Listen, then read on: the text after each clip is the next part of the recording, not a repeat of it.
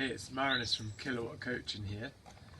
Today I'm just going to explain some principles that we use with all my athletes, the sort of basic fundamentals of critical power, first lactate threshold and doubly primed.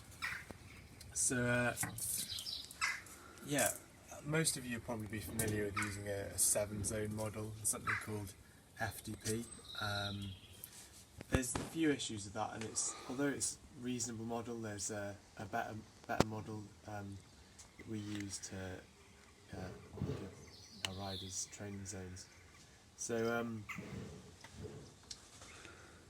at any point, our bodies have a baseline amount of lactic acid, and that's the same if we're just sitting here doing nothing at all, up to riding at what we call our first lactate threshold. So this handy little graph I've drawn earlier. So as you can see, from any point of sitting down, being totally sedentary, up until this first point, you might see some small variations in your blood lactate. But basically, until your first lactate threshold, there's no increase in your blood lactate by increasing the power that you're riding at. And then eventually you reach this first lactate threshold. That's the point in which you first start to see that small increase in blood lactate. This typically is around 70% of critical power, but that varies from rider to rider depending on obviously your training that you've done, your training history and your physiology. Because I've seen that in some riders it's significantly higher and significantly lower than that, as low as 60 and as high as 85%. So then beyond this point, you're producing some lactate, but your body, which lactate of course is substance your body produces to clear your fatigue metabolites, and below your critical power, your body it can clear that lactate and the fatigue metabolites faster than the rate at which they're being produced.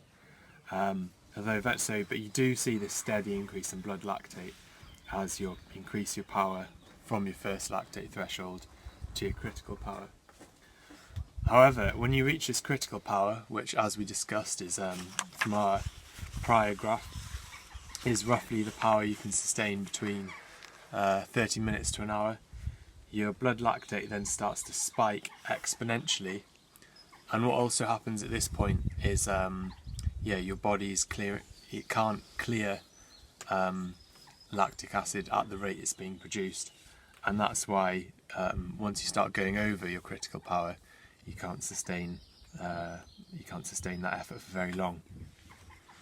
So again, just to illustrate that, if this was you may have seen this, it's a common feature on Strava Premium, I think you've got it, Training Peaks and Cycling Analytics that we use here on Kilowatt Coaching with my athletes. So you'll see obviously you peak 5-second power, obviously it decays very quickly then. If you're much of a big sprinter boy like me, you might have a whole kilowatt for that 2-second power, and then of course it decays exponentially. I think if you can remember back to your maths days in school, this is kind of like I believe a y equals e to the x graph shifted in the minus x direction, although correct me on that because I'm very rusty.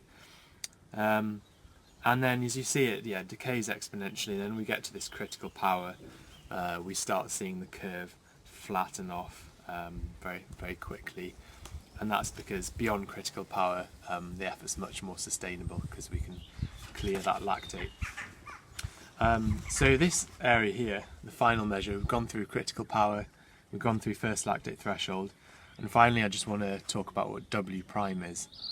And so you see this area that I've highlighted here, this is again in a final maths term, the integral between your max power and your critical power. And of course, power times time is work.